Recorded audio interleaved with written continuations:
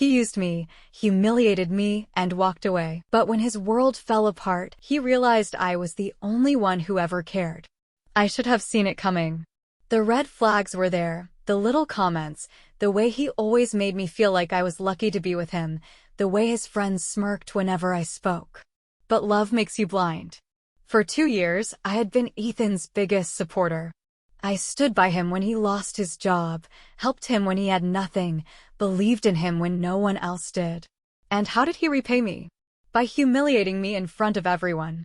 It was supposed to be a special night. Ethan had landed a new job, a high-paying position at a prestigious firm. He said we needed to celebrate properly and invited me to a fancy restaurant downtown. I was excited. I spent hours getting ready, choosing the perfect dress, fixing my hair, doing my makeup just the way he liked. I wanted to make him proud. But the moment we arrived, I could feel it. Something was off. Ethan barely acknowledged me. No warm smile, no affectionate touch, just a quick glance before he walked ahead, leaving me to catch up. His friends were already there. They greeted him with enthusiasm. When they noticed me, their smiles felt forced. And then the whispers started. I told myself I was imagining things, that I was just overthinking. But deep down, I knew. This wasn't a celebration. It was a setup. Ethan was always different around his friends. With me, he was charming, sometimes distant, sometimes dismissive, but never outright cruel. But tonight, he was someone else. When I tried to join a conversation, he cut me off, laughing like I had just said the most ridiculous thing in the world. When I reached for my drink, one of his friends smirked and muttered something under his breath. Ethan chuckled. I asked him what was so funny. He waved me off and said, "Nothing, babe. Just an inside joke." I swallowed hard, forcing a smile. But inside, I felt small. And then, the final blow came. One of his friends turned to him and grinned. He asked how we met. Before I could answer, Ethan let out a loud laugh. Then, in front of everyone, he said it. She just wouldn't take no for an answer. I finally gave in. Laughter. All around me. I felt my face burn. That wasn't true. That wasn't true at all. I had been hesitant when we first met. It was Ethan who had pursued me, who had made me feel special, who had promised me that I was the best thing that ever happened to him. And now? Now I was some desperate girl who had chased him until he gave in? I looked at him, waiting for him to say it was a joke, to correct himself. He didn't. Instead, he took a sip of his drink, shrugged, and said, "A girl like you should be grateful I even dated you." I stopped breathing. My hands clenched under the table. 2 years. 2 years of love, of loyalty, of sacrifices. And this is how he saw me? As a joke? A charity case? Something inside me snapped. I didn't cry. I didn't storm out. Instead, I sat there. Still. Silent. Ethan barely noticed. He had already moved on to another story, another joke. He thought he had one. Then the check came. The waiter placed it in front of Ethan. He looked at it for a moment, then slid it across the table. To me. I stared at him. He smirked. He said I had this, right? Laughter. Again. It was too much. Slowly, I reached for my purse. Pulled out my card. Placed it on the bill. Ethan looked satisfied. He patted my hand like I was some obedient pet. That's when I smiled. Not a sad smile. Not a broken one. A knowing smile. Because at that moment, I realized something. Ethan thought he had won. But he had no idea what was coming. And when his world fell apart, I would be the one watching. I walked out of that restaurant a different person. The woman who had walked in? The one who spent years making excuses for Ethan, shrinking herself to fit his world, convincing herself that his cruel jokes weren't really that cruel? She was gone. Ethan didn't realize it yet, but the night he humiliated me, that was the night I stopped caring. And when a man like him loses control over you, he falls apart. The ride home was quiet. Not because I had nothing to say, but because Ethan wasn't worth my words anymore. He didn't notice. He was still gloating. Still checking his phone, laughing at whatever messages his friends were sending him. He didn't even glance at me. That was his first mistake. Because if he had, he would have seen it. The shift. The moment I stopped being the girl who cared. When we reached my apartment, I got out of the car without saying a word. No goodbye. No anger. No reaction. Just silence. And that was the moment Ethan started losing control. The next morning, my phone buzzed. Ethan. His message was short. You were quiet last night. Everything okay? I stared at the screen. Not an apology. Not even an attempt to justify what he had done. Just a casual check-in, as if the night before had been nothing. I could have responded. Could have told him exactly how he had made me feel. But I didn't. Instead, I did something that scared men like Ethan more than anything. I left him on read. And that silence? It was louder than any argument I could have given him. Ethan expected me to come crawling back. That was how our relationship worked. He would push and I would pull. He would hurt me and I would try to fix it. But this time, I gave him nothing. By the second day, his texts got longer. He asked if I was upset. He said he was just joking at dinner. By the third day, his messages turned into complaints. He told me I was overreacting, that I was being childish. By the fourth day, he was angry. He told our mutual friends that I was acting crazy over nothing, that I was punishing him for no reason. But here's the thing about people like Ethan. They can only hold power over you if you let them. And I was done playing his game. Then, something interesting happened. Vanessa, one of our mutual friends, texted me. She said Ethan had been talking about me. At first, he made it sound like we were taking a break, that we had grown apart. But then, as more people started asking questions, his story changed. He started saying I was being dramatic, that I had taken his jokes the wrong way, that I was too sensitive. I left. Because if I was the sensitive one, why was Ethan the one panicking? A week passed. A full week of silence. Then, late one night, my phone buzzed. Another text from Ethan. But this time, it wasn't a complaint. It was a confession. He told me he had been thinking a lot. That he realized he had hurt me. That he never meant to make me feel that way. That he was willing to talk. I could picture it perfectly. Ethan, staring at his phone, waiting for me to break. Waiting for me to give him back the power he lost. But I wasn't the same person anymore. I wasn't waiting for his apology. Because I had already moved on. And Ethan? Ethan was just starting to fall. Silence. That was my weapon. For 2 years, I had played Ethan's game. Always explaining myself. Always smoothing things over. Always proving my worth to a man who never deserved me. But this time, I gave him nothing. And when a man like Ethan loses control, he spirals. By the second week, I had completely disappeared from his life. No texts. No calls. No reaction to his half-apologies. At first, he acted like it didn't bother him.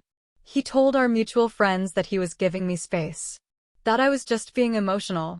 But as the days stretched on, his story started changing. He started asking about me. Vanessa told me that Ethan had casually slipped my name into conversations, trying to sound indifferent. He asked if I had said anything about him. If I was seeing someone new. And that's when I knew. He wasn't just curious. He was worried. Then, one night, I got a text from Emma. She told me Ethan had started talking. Spreading little half-truths. He told people that we had broken up on good terms, that it was mutual. That I was taking time to process things. I laughed. Because if that was true, then why was he still so obsessed with what I was doing? Ethan had spent years making sure he was always one step ahead. Always the one with the upper hand. And now? He was losing control. A few nights later, I went out with Vanessa and Emma. It had been a while since I had felt normal. Laughing, drinking, enjoying my life without constantly looking over my shoulder for Ethan's approval. Then, out of nowhere, Vanessa stiffened. She grabbed my arm and said, "Don't freak out," but Ethan just walked in. My stomach dropped. I turned my head, and there he was. Standing by the bar watching me. Our eyes met. And for the first time, he looked unsure. Not smug. Not confident. Just lost. He hadn't expected to see me happy. Hadn't expected me to look like I was doing just fine without him. I turned back to my friends and laughed at a joke Vanessa made, making sure Ethan saw. When I glanced back, he was gone. The next day, my phone buzzed. It was Ethan. He sent a long message about how he had been thinking a lot and realized he had made mistakes. He said he didn't mean to hurt me. He said he wanted to clear the air. I stared at the message for a long time. A few weeks ago, I would have fallen for it. I would have believed he was changing. But now, I knew exactly what this was. Ethan wasn't sorry. He was just losing control. And this was his last attempt to pull me back in. I didn't respond. And that silence? That was the moment Ethan realized he had lost. Ethan had finally realized he was losing control. For the first time in years, I wasn't the one chasing him. I wasn't the one apologizing for things I didn't do, bending over backward to fix what he had broken. And now he was the one drowning. The morning after his fake apology, my phone buzzed again. Another text from Ethan. This time, his tone was different. He wasn't pretending to be calm anymore. He said, "So this is how it is? You're just going to ignore me like a child?" I stared at the screen for a long moment. A few months ago, I would have panicked. I would have tried to explain myself to fix things. But now I smiled. Because that message? It wasn't confidence. It was panic. By the end of the week, Ethan's frustration had turned into rumors. Vanessa sent me a text late one night. She said Ethan had been telling people that I was dragging things out, that I was too emotional to have a real conversation with him. She told me that he laughed and said, "She'll come back." She always does. I didn't even flinch, because I already knew what was coming next. When a man like Ethan loses his power over you, he doesn't reflect. He doesn't change. He tries to rewrite the story. A few days later, Vanessa called me, her voice shaking from laughter. She said Ethan had messed up. Badly. Apparently, he had been distracted at work. So distracted that he missed a deadline on a major project. His boss? Not happy. Jake had always been the golden boy at his job. The one who could do no wrong. But now he was slipping. And once people see weakness, they stop treating you like you're untouchable.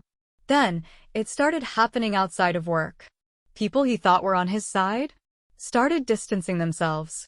At first, it was small. Missed calls. Ignored texts. Then, it became obvious. One of his closest friends, Matt, unfollowed him on Instagram. Another stopped inviting him out. Ethan's social circle was shrinking. Because nobody wants to be around a guy whose entire personality is playing the victim. The moment Ethan realized he was losing everything, he tried to crawl back. It started with a text. A long, emotional message about how he had been thinking a lot, about how he realized he had made mistakes. Then, he said he wanted to talk. I stared at the message for a long time.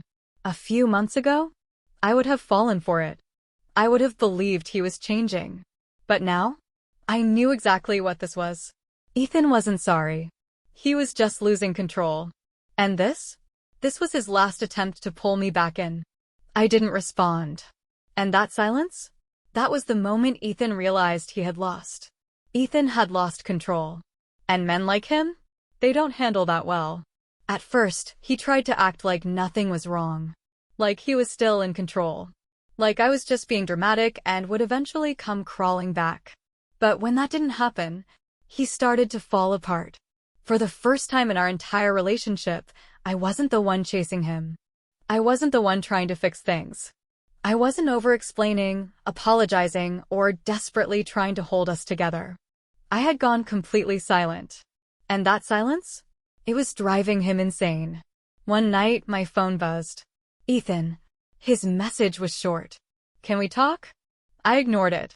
An hour later, another one. "I just want to make things right." Then a paragraph. He told me he had been going through a lot. That work had been stressful. That he had been in a bad place the night of the dinner. That he didn't mean to hurt me. I stared at the message for a long time. And then? I laughed. Because Ethan wasn't sorry. He was just losing. And now? He wanted me to fix it. The next morning, more messages. He told me he missed me. That he didn't realize how much I meant to him until I was gone. That he had been talking to a therapist. That he was working on himself. He even said he was reading books about healthy relationships. Ethan. The man who had once laughed at me for suggesting couples therapy.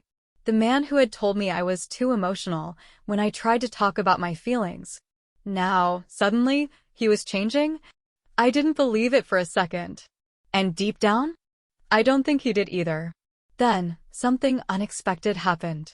Ethan stopped pretending. At first, his Instagram had been full of fake happiness.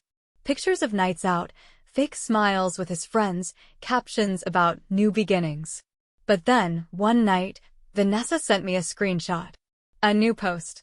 It was a picture of Ethan, sitting alone at a bar. The caption? Some people just love to watch you fall. I rolled my eyes. Because I hadn't done anything to Ethan. He was falling all on his own. A few nights later, my phone buzzed again. It was another message from Ethan. But this time, it wasn't just a plea. It was a warning. You think you won? You have no idea what you started. I exhaled slowly. Because now, Ethan was getting desperate. And desperate men? They make mistakes. Big ones. Ones that I knew would destroy him for good. Ethan was unraveling. The confident, smug guy who once acted like I was lucky to be with him, gone. The man who humiliated me in front of his friends, laughed while I paid for his dinner, and thought I would come crawling back. He was now begging. And the more I ignored him, the worse it got. At first, Ethan's downfall was quiet. He sent desperate texts. Called me from unknown numbers. Tried to get our mutual friends to talk to me for him. But when I didn't react, his patience snapped. Vanessa called me late one night, barely able to contain her laughter. She said Ethan had been at a party, ranting about me. That I was playing games. That I was obsessed with revenge. That I was trying to ruin his life. She said that by the end of the night, people were rolling their eyes. Because if I was the one who was obsessed, why was he the one who couldn't shut up about me? Then, something even better happened. Ethan made a huge mistake. He had been so focused on trying to get my attention, so distracted by the fact that I had moved on, that he wasn't paying attention to his job. Vanessa sent me a message. She said Ethan had missed a major deadline. And his boss? Not happy. For the first time, Ethan's charm wasn't enough to save him. Because once people see you slipping, they stop treating you like you're untouchable. Then came the worst night of his life. Another corporate dinner. Another chance for Ethan to prove himself. Only this time, he wasn't the confident guy at the center of attention. He was the guy who showed up drunk. Vanessa sent me a text while it was happening. She said Ethan was slurring his words. Complaining about how people don't appreciate loyalty anymore. And the best part? His boss was watching. His coworkers were whispering. Because Ethan had spent years pretending to be the perfect guy. The charming, ambitious, untouchable golden boy. But now he was just pathetic. A few nights later, I got one last text from Ethan. It wasn't long. It wasn't dramatic. It was just 3 words. You win. Congrats. I stared at my screen for a long moment. Then I smiled. Because for the first time since this all started, Ethan had finally told the truth. Ethan had finally admitted defeat. Or at least, that's what he wanted me to think. His final text, you win. Congrats, wasn't surrender. It was a trap. Because men like Ethan, they don't just disappear. They wait. They plot. They search for a way back in. And when they realize you're not coming back, they take their last shot. It happened a week later. By then, I had completely moved on. My life was lighter, my mind clearer. Vanessa, Emma, and I were out, celebrating Vanessa's promotion. It was supposed to be a fun, carefree night. Then Vanessa stiffened. She touched my arm and said, "Don't look now," but Ethan just walked in. My stomach twisted. I turned my head, and there he was. Standing at the bar watching me. Our eyes met. And for the first time, he looked unsure. Not smug. Not confident. Just lost. Ethan had expected me to be broken. To be sitting at home, miserable, waiting for him to come back. But instead, I was thriving. And that was killing him. I thought he would ignore me, pretend I wasn't there, keep up whatever illusion he had left. But then, he did something I never saw coming. He walked over. Vanessa and Emma exchanged glances, but didn't say anything. They just watched. Ethan stopped a few feet away. He hesitated, then exhaled sharply. He said, "Can we talk?" I didn't answer. He continued, saying he just wanted to clear the air. That he wanted closure. Closure. I almost laughed. Ethan didn't want closure. He wanted control. And when he realized I wasn't taking the bait, his mask slipped. His voice dropped lower. He said, "You really don't care anymore, do you?" I tilted my head, pretending to think about it. Then I smiled. And I walked away. That moment? That was the last time I ever saw Ethan. Because the thing about men like him, they don't survive being ignored. And when they finally realize they've lost, they disappear. Not because they want to, but because they have nowhere else to go. And Ethan? He had just run out of options. Ethan was finally gone. No more texts. No more dramatic social media posts. No more pathetic attempts to drag me back into his world. For the first time in years, I felt free. But men like Ethan? They don't just accept defeat. They wait. And when they realize they've lost their grip on you, they make one last move. It had been a month since I last saw Ethan.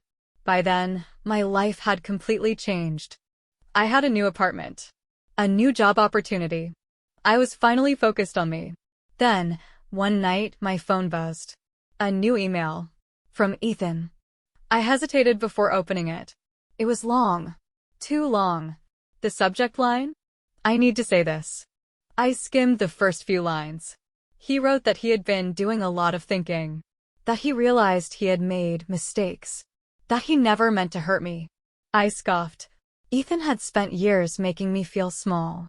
He had humiliated me in front of his friends, mocked me, discarded me like I was nothing. Now, suddenly, he was remorseful? I kept reading. And then, buried in the second half of his message, I saw the real reason he was reaching out. He wrote that things hadn't been going well for him. That work had been stressful. That people were treating him differently. That he felt alone. Then, the final sentence. I just need a second chance. I stared at the screen. And then? I laughed. Ethan wasn't sorry. He wasn't apologizing because he had changed. He was losing. And now? He wanted me to save him. Because his plan had backfired. After the breakup, he had expected to come out on top. He thought he would be the one who moved on first. The one who had the better life. But now? His job was on shaky ground. His friends were pulling away. His reputation, the thing he cared about most, was falling apart. And the worst part? I wasn't doing anything to him. Ethan had destroyed himself. And now, in his desperation, he was trying to crawl back. I thought about ignoring the email, blocking him, deleting it. But then I decided Ethan deserved one last message. I typed 3 words. Not my problem. Send. Then, I blocked his email. And just like that, Ethan was nothing more than a name I used to know. And my life had never felt lighter. Ethan was officially out of my life. His number? Blocked. His emails? Deleted. His existence? Irrelevant. For the first time in years, I felt like I was finally free. No more walking on eggshells. No more waiting for the next passive-aggressive comment. No more feeling like I had to prove my worth to someone who never deserved me. I had one. Or so I thought. Because men like Ethan? They don't let go that easily. And when they realize they've truly lost, they become dangerous. It had been 2 weeks since I sent my last message, not my problem. 2 weeks of complete silence. Then, one morning, Vanessa called. She sounded hesitant, like she wasn't sure if she should even tell me. Then she sighed and said, "Ethan's been asking about you." I frowned. She explained that he had been reaching out to mutual friends, trying to run into people who might still talk to me. He wasn't angry anymore. He was pathetic. She said he told people he just wanted to make things right. That he hoped I would give him the chance to explain. I exhaled slowly. Ethan wasn't looking for closure. He was looking for a way back in. Then it got worse. Vanessa sent me a screenshot. Ethan had posted about me again. A vague, dramatic caption under a black and white photo of him staring out a window. Some people never appreciate what they had until it's gone. The comments were exactly what I expected. You deserve better, bro. She'll regret it one day. Some people just can't handle real love. I rolled my eyes, because I wasn't the one who had lost something. Ethan was. And now? He was finally realizing it. A few nights later, it happened.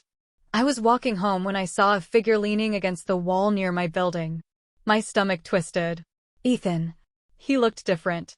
His usual perfect appearance? Gone. His shirt was wrinkled, his hair a mess, dark circles under his eyes.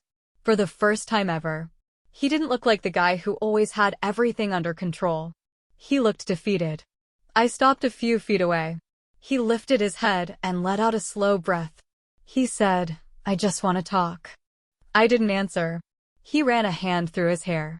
His voice cracked when he spoke again. He said, "I don't know who I am without you." I tilted my head, studying him. This was the real Ethan. Not the charming, confident man he pretended to be. Not the manipulator who played games with my emotions. Just a broken person who had finally realized that he wasn't invincible. He exhaled sharply. He said, "You really don't care anymore, do you?" I smiled. And then? I walked past him. Without a word. Without a second glance. Because Ethan's biggest fear wasn't losing me. It was becoming irrelevant. And that's exactly what he was now.